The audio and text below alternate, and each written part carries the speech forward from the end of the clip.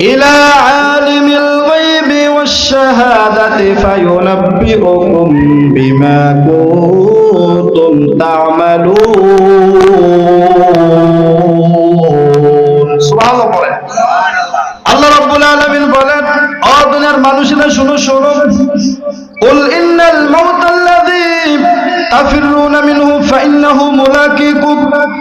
তোমরা যেই মৃত্যু থেকে বাঁচার জন্য এত চেষ্টা করতেছো, এত ফিকির করতেছো, এত টাকা পয়সা খরচ করতেছো, ও দুনিয়ার মানুষেরা শোনো, অবশ্যই সে মৃত্যু ফাইন্নাহু মুলাকিকুম, তোমাদের সাথে অবশ্যই সাক্ষাৎ করবে। সুবহানাল্লাহ বলেন।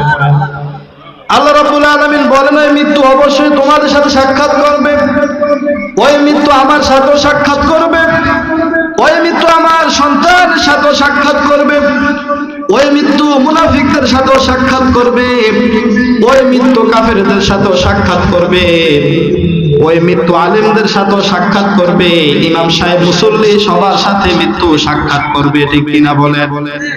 এই মৃত্যু সবার সাথে সাক্ষাৎ করবে।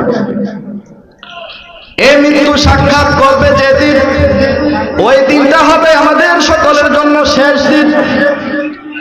ওই দিন হবে আমাদের জীবনের সবার শেষ দিন।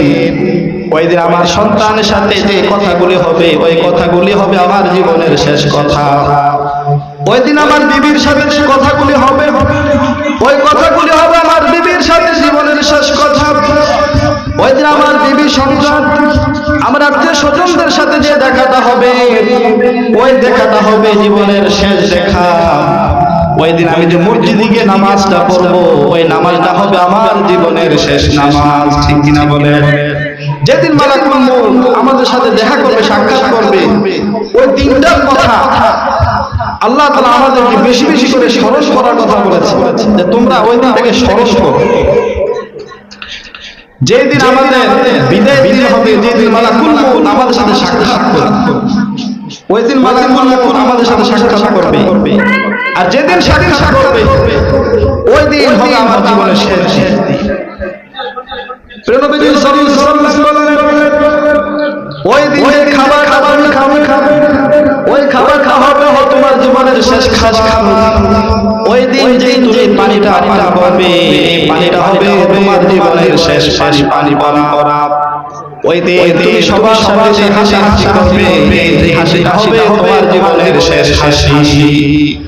ওই দিনটা সবার মাঝে একদিন আসবে। ঠিক কিনা বলে?